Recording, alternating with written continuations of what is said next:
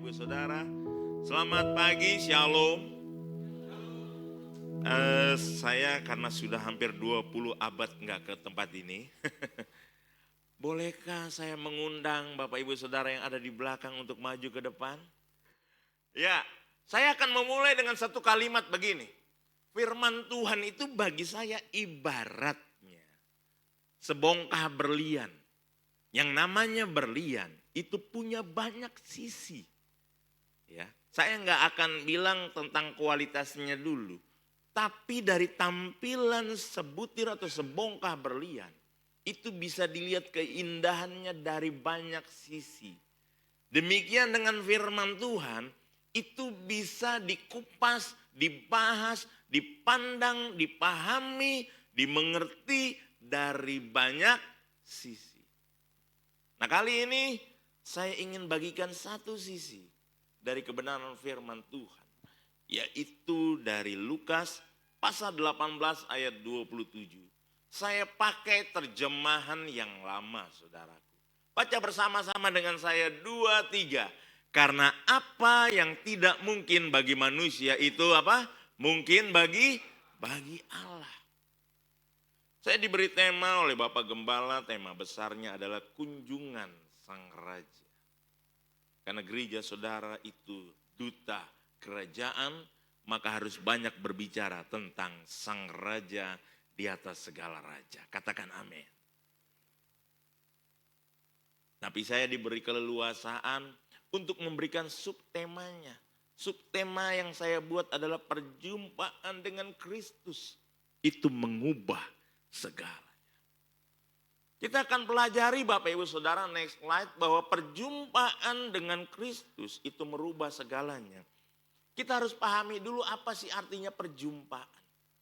Perjumpaan itu bukan hanya bertemu secara fisik, tetapi juga bertemu secara kehidupan. Makanya berkali-kali dimanapun saya mengajar, saya katakan bahwa kekristenan itu bukan agama. Atau mungkin lebih softnya, lebih lembutnya saya katakan, kekristenan bukan sekedar beragama. Tapi kekristenan bicara tentang relationship, hubungan. Antara manusia dengan Bapa, antara Bapa dengan manusia dan antara manusia dengan apa? Sesama. Makanya kalau saudara lihat saudara, simbol dari kekristenan itu bentuknya salib. Antara yang horizontal dan vertikal tidak terpisahkan. Hubungan Bapa dengan manusia, hubungan manusia dengan sesama itu enggak boleh terpisahkan. Karena ini bicara tentang perjumpaan. Ada persimpangan-persimpangan hidup yang Bapak Ibu Saudara miliki. Dan di situ saudara berjumpa dengan Tuhan Yesus. Dan perjumpaan itu akan mengubah yang namanya pandangan, tujuan, bahkan cara hidup kita. Sebagai contoh saya dulu sebelum menikah, saya tuh gak suka makan bakso. Tapi ketika saya berjumpa dengan pacar saya yang sekarang jadi istri saya sekarang jadi suka makan bakso. Tetapi sekian tahun saya suka makan bakso, akhirnya saya berjumpa dengan tensi darah yang tinggi. Makanya sekarang saya juga lagi gak suka makan bakso. Jadi yang namanya perjumpaan itu mengubah baik cara pandang, tujuan maupun cara hidup kita Bapak Ibu Saudara. Jadi kalau misalnya ada orang yang bilang, oh saya mengalami perjumpaan dengan Tuhan tapi cara hidupnya enggak berubah. Mohon maaf, berarti harus ada yang dibongkar. Yang setuju bilang amin.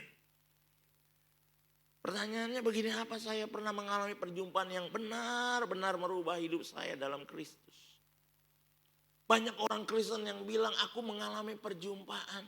Ya, bolehkah pemain keyboard ada di depan? Nah, dari kemarin sekretariat nanya saya, Pak lagu apa untuk firman Tuhan? Saya itu orang Ambon, suka nyanyi.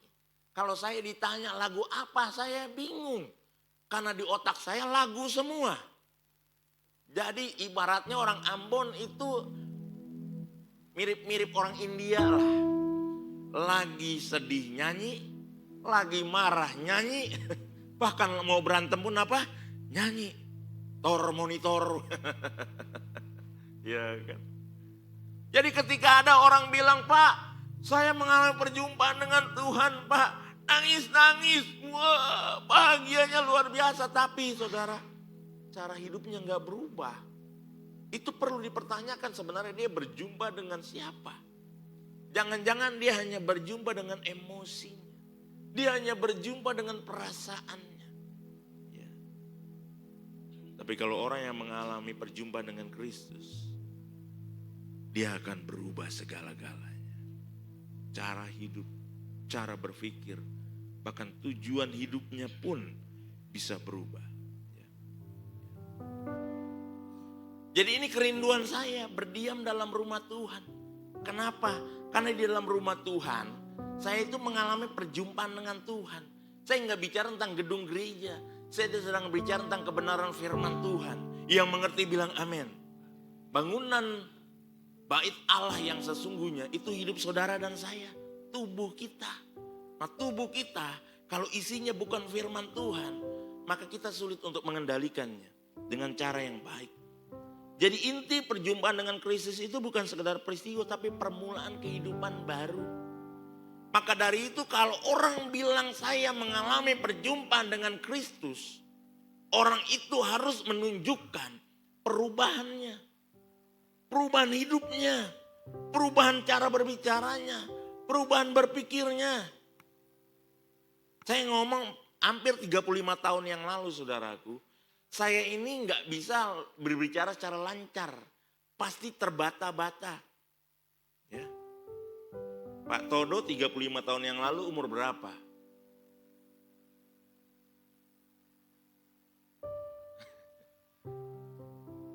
Tiga 35 tahun yang lalu orang bilang saya pasti matinya cepat. Setiap hari saya mengkonsumsi narkoba itu nggak berhenti. Yang wajib saya konsumsi itu minuman beralkohol 40% minimal. Obat-obatan terlarang, ganja dan sebagainya.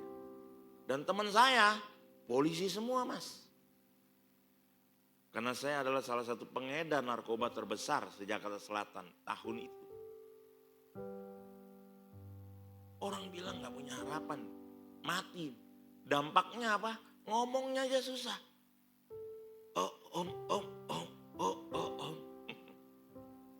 Tapi begitu mengalami perjumpaan dengan Tuhan, semua diubahkan. Jangankan ngomong, mikir aja lancar saudaraku. Iya kan? Jangankan mikir, melakukan segala sesuatu itu bisa dikendalikan oleh firman Allah. Makanya gak sembarangan. Dan 20 tahun kemudian kurang lebih, saya mulai memberanikan diri menghampiri teman-teman saya di masa lalu. Saya beritakan Injil sama mereka.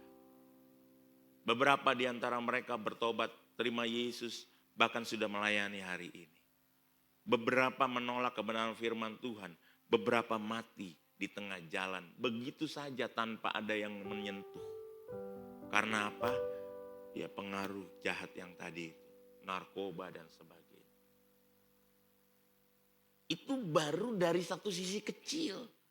Belum dari sisi ego, emosi, karakter, temperamen. Tuhan sanggup mengubah. Karena bagi manusia itu mustahil, tapi bagi Allah tidak ada yang mustahil. Katakan amin.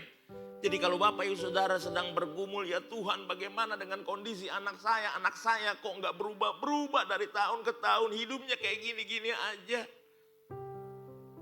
Malas, ego, sukanya melawan orang tua. Jangan takut. Tadi bagus sekali, waktu di depan tuh ada tayangan begini. Kadang Tuhan mengizinkan yang namanya penundaan terjadi dalam hidup kita. Untuk apa?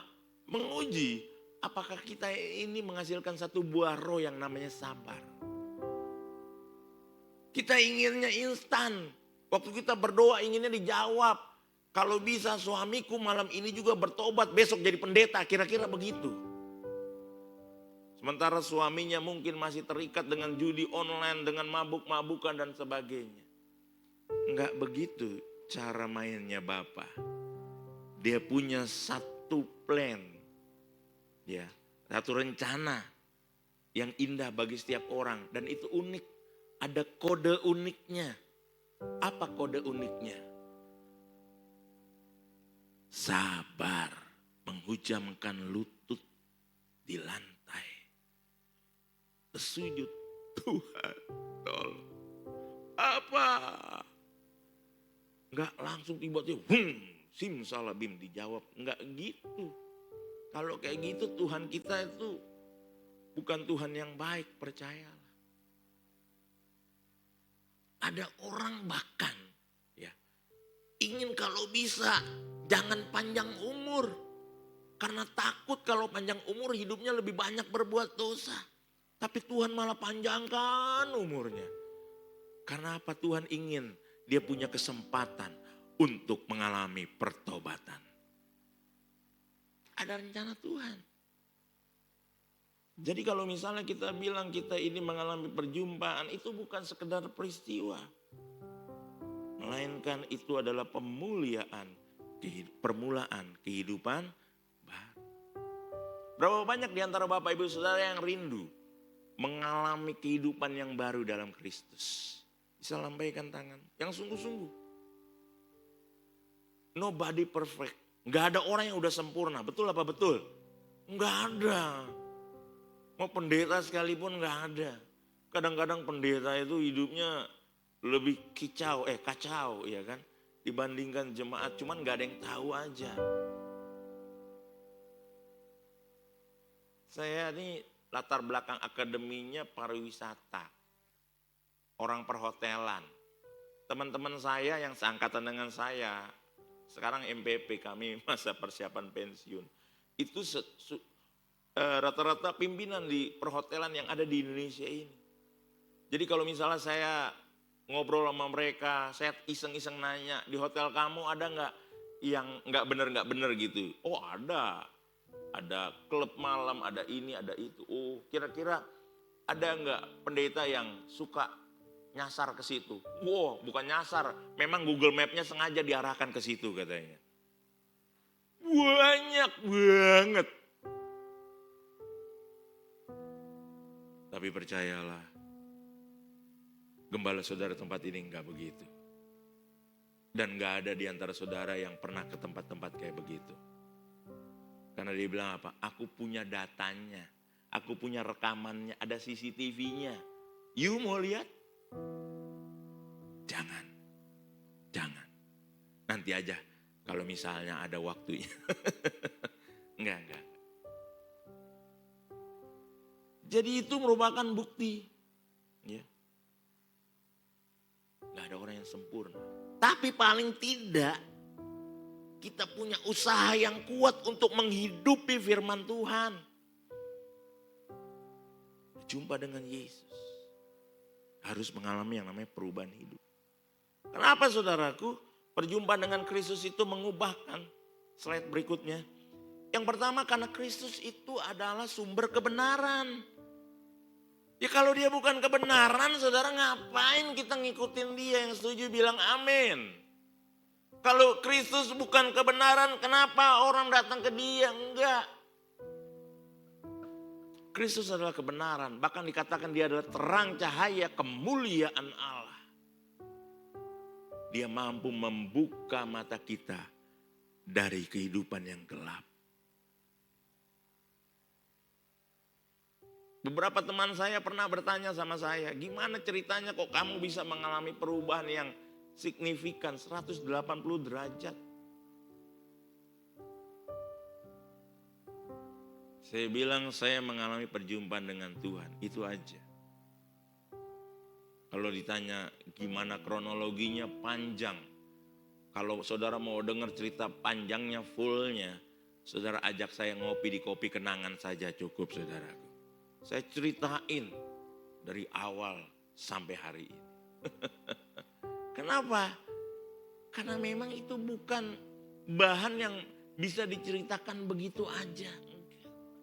Itu Itu sebuah pengalaman supranatural yang awalnya saya nggak mengerti, tapi hari ini saya mengerti. Karena saya berjumpa dengan sumber kebenaran tersebut. Siapa yang pernah naik ke gunung, ke puncak gunung, suka hiking, baik masa mudanya atau sekarang-sekarang ini, siapa yang pernah? Nggak ada. Nggak ada anak mapala gitu, ada? Ada suka ya? Kalau ke gunung, kamu bawa persediaan air 1 galon gitu dari bawah? Nggak perlu kan? Nggak perlu. Paling bawa seliter. Itu udah berat. Nanti tengah jalan habis. Lalu akan berusaha mencari. Ya, mata air yang sejuk, yang segar. Kalau di gunung itu kita bisa jumpai. Tapi enggak selalu kita jumpai. Nah, waktu kita jumpai air yang sejuk, yang segar itu kita minum. Itu sepertinya capeknya hilang semuanya. Begitupun waktu kita mengalami perjumpaan dengan Tuhan, sumber kebenaran itu.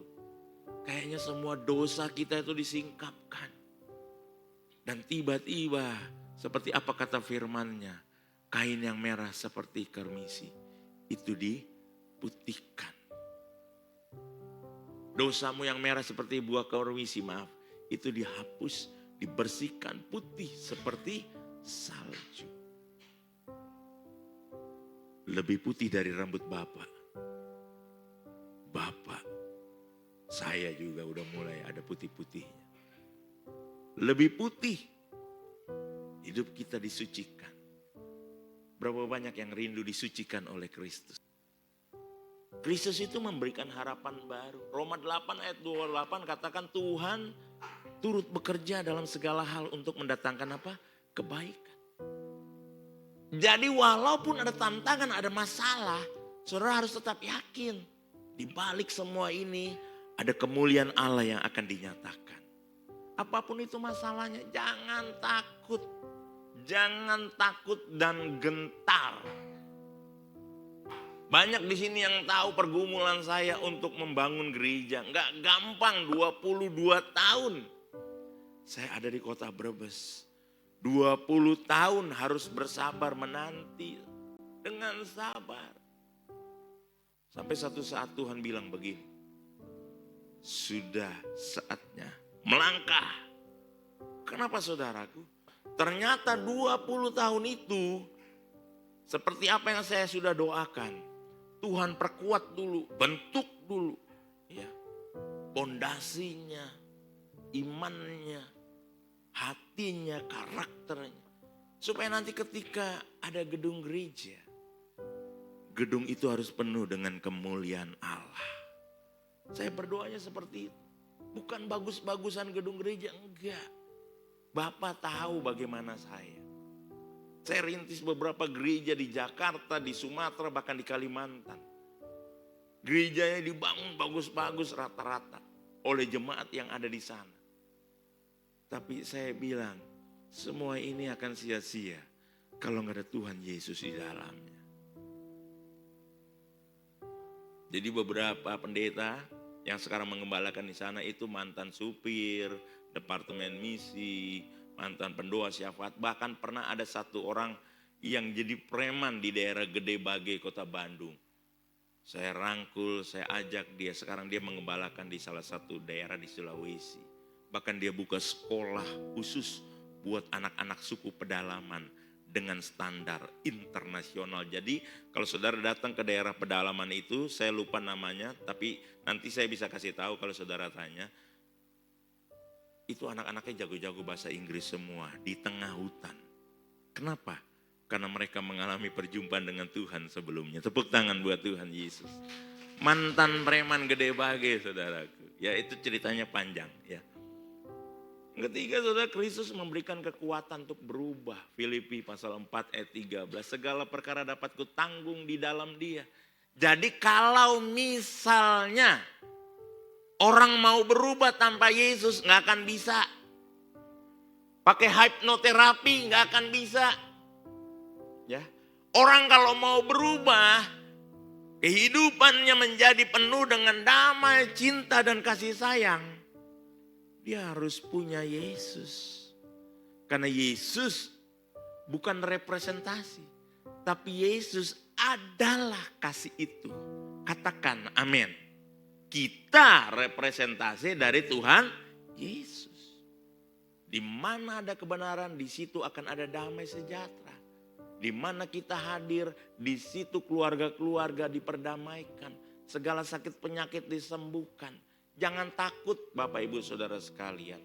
Kalau saudara rindu menjadi representasinya Tuhan Yesus di kota Jatibarang dan sekitarnya. Saudara harus mengalami perjumpaan dengan dia setiap hari. Dan Kristus, dia mengubah tujuan hidup kita. Makanya kalau ada orang tanya, kenapa perjumpaan dengan Kristus itu mengubah? Ya karena waktu kita berubah dengan Kristus, kita diubahkan. Dulu saya itu sukanya membinasakan anak-anak muda dulu. Waktu zaman saya SMA, pagi hari saya datang paling pagi bukan karena paling rajin, bukan. Karena saya punya visi menghancurkan mereka. Apa yang saya lakukan? Saya suka pakai topi, iya kan? Saya balik topi saya itu di depan gerbang sekolah, ya. Semua anak-anak yang masuk gerbang sekolah itu kasih uang. Zaman tahun 90 saudara. Minimal 500. Ada yang 1000, ada yang 2000. Seluruhnya. Ada 150 anak di sekolah itu. Jam istirahat. Saya suruh mereka kumpul di belakang sekolah. Kebetulan dekat kantin. Berjejer baris. Rata. Apa yang saya lakukan? Saya suruh mereka isap ganja. Setiap orang harus isap ganja. Gak mau isap ganja. Saya sedikit selentik kupingnya. Tujuan hidup saya hanya menghancurkan orang waktu itu. Karena hidup saya itu dipenuhi kehampaan. Tapi waktu saya mengalami perjumpaan dengan Tuhan Yesus, saya nangis sejadi-jadinya dan saya berusaha membalikkan keadaan. Makanya mereka banyak yang tanya, kok bisa dari neraka pindah ke sorga?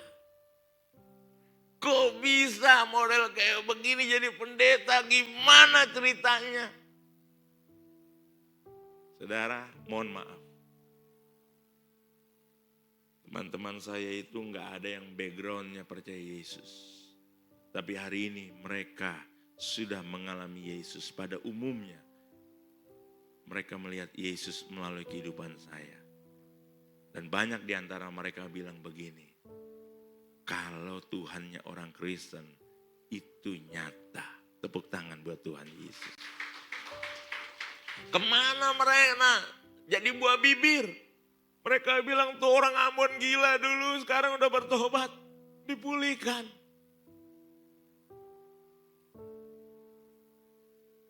Ada beberapa contoh, cepat saja. Dalam Alkitab, next. Yang pertama Paulus. Siapa Paulus? Paulus itu orang fanatik Farisi yang suka memeras orang Kristen. Tukang palak saudara dia. Satu ketika dia ditemui Yesus di Damaskus. Tiba-tiba matanya buta. Lalu setelah 3 hari melihat lagi. Akhirnya dia menjadi seorang rasul yang terkemuka. Perhatikan. Perjumpaan mengubah musuh menjadi pelayan. Tuhan Yesus bukan Tuhan yang kejam. Lalu kemudian kalau kita buat dosa langsung bisa kena azab. Masya Allah. Tuhan gak suka bikin acara seperti di TV-TV-nya orang Indonesia. Sedikit-sedikit azab. Sedikit-sedikit apa? Azab. Ingat saudaraku, azab dengan karma itu sama. Tapi dalam kekristenan hanya mengenal tabur tuai. Beda saudara, tabur tuai dengan hukum karma itu beda. Ya, walaupun kelihatannya mirip-mirip tapi beda. Kenapa? Saya dulu menabur kejahatan. Tapi hari ini Tuhan ubahkan saya. Tuhan pulihkan saya. Ketika saya datang minta ampun bertobat di hadapan Tuhan. Saudara, jangan terpatok dengan cara pikir dunia. Waduh, dulu saya bandel waktu muda, sekarang pantesan saya belangsak di masa tuanya. Enggak begitu. Kalau saudara bertobat, sungguh-sungguh Tuhan sanggup memulihkan keadaanmu. Katakan amin. Tuhan kita bukan preman, bos. Yang kedua, ada perempuan Samaria yang berjumpa dengan Yesus di sumur Yakub. Sebelum mengalami perjumpaan dia hidup dalam dosa. Berapa orang laki-lakinya, suaminya berapa orang? 5. Waktu dia mengalami perjumpaan dengan Yesus, dia langsung dibongkar rahasianya sama Tuhan Yesus. Diubahkan seperti tadi, disingkapkan dosa-dosanya. Jadi poinnya sudah perjumpaan mengubah orang yang malu menjadi pembawa kabar baik. Dia tahu dirinya punya aib, dosa, malu. Gak berani ngomong. Tapi waktu orang itu berubah dengan Yesus, maka dia jadi orang yang berani membawa kabar baik. Dan terakhir ada yang namanya Sakeus. Sakeus ini dia orang pemungut cukai. Tukang palak juga saudaraku ya. Curang, licik, dibenci oleh banyak orang. Waktu Yesus memanggilnya, Yesus masuk ke dalam rumah Sakeus. Saya enggak bahas tentang orang-orang sekeliling Sakeus. Tapi saya mau bahas tentang Sakeusnya. Sakeus dia bersedia ya, memberikan separuh hartanya, bahkan mengganti 4 kali lipat kerugian yang diderita orang-orang yang pernah diperasnya. Apa saudara yang terjadi? Jadi perjumpaan dengan Tuhan itu mengubah orang yang rakus menjadi orang yang murah hati. Dan saya lihat Bapak Ibu Saudara tempat ini banyak sekali yang sudah menjadi orang yang murah hati. Tepuk tangan buat Tuhan Yesus. Saudara, bagaimana ngalamin perjumpaan dengan Yesus? Kita harus tanya dulu tentang kebenaran diri kita ini. Kita ini udah berubah belum? Introspeksi dulu. Kalau belum, mulutnya masih suka ngomong yang jahat, pikirannya masih suka mikir yang jahat, matanya masih suka ngeliat-ngeliat yang gak baik. Minta ampun dalam Tuhan. Cari Tuhan dengan tulus hati, sungguh-sungguh. Banyak berdoa, baca Alkitab, datang ke gereja. Undang dia sebagai juru selamat. Tuhan, masuk dalam hatiku. Anda berpikir itu hanya doa bagi para pemula? Enggak. Saya pun yang udah puluhan tahun jadi pendeta, saudara. Saya selalu berdoa begini, Bapa, penuhi aku, ubah hatiku. Kuasa-Mu terlebih besar, Tuhanku terlebih besar.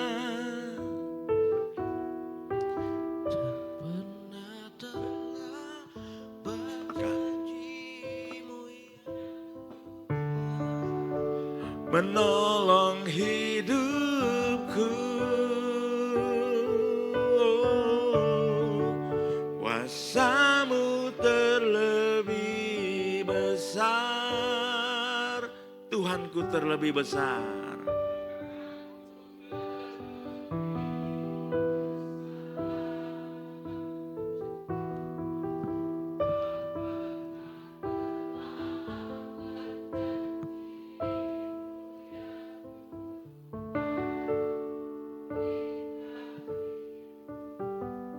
Tuhan gak pernah terlambat. Satu ketika ada orang yang mengutuki saya waktu saya masih SMP kelas 2. Dia bilang pasti mati muda, pasti mati muda. Terus setiap hari dia ngutukin saya begitu. Padahal dia adalah tante saya kandung. Saya gak tahu alasannya apa kok sampai benci banget melihat saya. Sekian puluh tahun kemudian kami bertemu di kota Bandung. Dia nangis sejadi-jadinya. Dia bilang, maafin tante ya Bedrian. Karena tante dulu sering ngutukin kamu. Tapi justru sekarang Tuhan jadikan kamu seorang hamba Tuhan. Saya peluk dia. Saya bilang gak usah seperti itu tante. Percayalah tante. Kutuk itu akan terjadi kalau Tuhan ya membiarkannya. Tapi saya ini biji matanya Tuhan. Tuhan gak akan biarkan saya disumpah serapahi oleh siapapun juga. Karena dia punya rencana yang indah buat hidup saya. Demikian Tuhan juga punya rencana yang indah buat Bapak Ibu Saudara di tempat ini. Gak akan mempan kutuk, sihir, santet, sontret, apa gak akan mempan. Kecuali tusuk sate kambing. Saudara, Percayalah, Tuhan kita lebih besar dari masalah hidup kita. Tuhan kita lebih dahsyat dari apapun juga yang ada di muka bumi ini. Dia sanggup mengubah kita. Dari hati yang keras, next slide, menjadi lembut, dari benci jadi cinta, lebih baik dengan Allah, keluarga, hubungan dengan suami istri, dengan tetangga. Satu ketika istri saya melihat saya dari ujung kepala sampai ujung kaki, dia bilang begini, untung gue ketemu lu udah jadi pendeta ya. Kenapa? Gue gak bisa bayangin kalau gue ketemu lu dulu waktu belum bertobat. Kayaknya gue gak bakal mau sama lu. Saya bilang, itu kan Tuhan yang atur. Bukan manusia yang atur. Tuhan tahu. Dulu saya gak pernah yang namanya pacaran. Karena pikiran saya cuma mabok sama berantem. No time for love. Gak ada waktu untuk memadu cinta dengan siapapun juga. Ya. Tapi begitu diubahkan Tuhan, saya mikir saya punya masa depan. Saya perlu seorang pendamping. Bisa diubah begitu saudara. Dan saya menikahi seorang wanita. Hari ini gak bisa hadir karena masih di Jakarta. Saya bilang sama dia, kamu tahu gak? Kamu itu Tuhan yang bawa sama saya. Kalau saya yang nyari gak bakal ketemu. Kenapa? Saya paling males mengemis cinta. Dari siapapun juga. Dulu zaman saya masih jadi pengedar narkoba, perempuan banyak banget datang sama saya. Mereka rela diapain aja demi narkoba. Gak ada satupun yang saya sentuh. Sebab buat saya apa saudaraku? Lebih enak asap ganja dibandingkan asap asmara. Asap asmara itu 5 menit maboknya, selamanya nyesel saudaraku. Tapi kalau asap ganja, 5 menit ketawanya, 5 tahun di penjara. Kasih Tuhan. Terakhir. Kita langsung baca aja slide yang terakhir. 2 Korintus 5 ayat 17. Jadi siapa yang ada dalam Kristus, ia adalah ciptaan baru, yang lama sudah berlalu, sesungguhnya yang baru sudah datang. Saya mau tanya Bapak Ibu Saudara sekali lagi. Siapa yang sudah mengalami perjumpaan dengan Tuhan Yesus? Minimal hidupnya mirip-mirip dengan saya. Minimal. Dulu hidupnya mirip-mirip dengan saya. Dan sekarang juga mengalami perubahan. Minimal hidupnya ya mirip-mirip dengan saya juga. Siapa? Puji Tuhan, dahsyat ya. Saya yakin Bapak Ibu Saudara semua mengalami perjumpaan dengan Tuhan. Hanya saja kadar perubahannya ada yang radikal, fundamental, ada yang cuma sekedar dikit-dikit lah berubah gitu ya. Bahkan ada yang belum berubah sama sekali. Itu yang harus bertobat saudaraku. Tuhan sudah mau datang. Kasih tahu kanan kiri, Tuhan sudah mau datang, bilang begitu. Kamu belum berubah juga. Satu pesan saya, pagi hari ini sebelum saya akan lanjutkan sore nanti dengan intensitas kebangunan rohani. Wah, berapa banyak Bapak Ibu Saudara rindu keluarganya mengalami perubahan. Semuanya bertobat. Saya cerita ya, menutup kesaksian. Waktu saya bertobat, satu keluarga saya malah gak terima pertobatan saya. Mereka gak yakin saya bertobat, serius. Sampai mami saya 7 tahun setelah saya mengembalakan, mami saya belum percaya saya jadi pendeta. Ibu sendiri, saking bandelnya. Begitu mereka melihat saya udah pelayanan, ada keluarga saya datang ngunjungin saya, mereka lihat, ih bener loh dia mengembalakan. Baru deh itu cerita nyebar ke seantero keluarga saya. Anda mau tahu apa dampaknya? Mereka yang tidak percaya jadi percaya. Mereka yang tadinya tidak sungguh-sungguh ikut Tuhan, sekarang semuanya melayani Tuhan. Bahkan beberapa sudah menjadi misionaris internasional. Ponakan-ponakan saya melihat, dulu om gue yang ngajarin gue pakai narkoba, sekarang dia ngajarin gue untuk memberitakan Injil memenangkan jiwa. Gereja Tuhan, kalau saya bisa karena Kristus, saudara pun bisa lebih dahsyat lagi karena Kristus. Amin. Mari kita bangkit berdiri.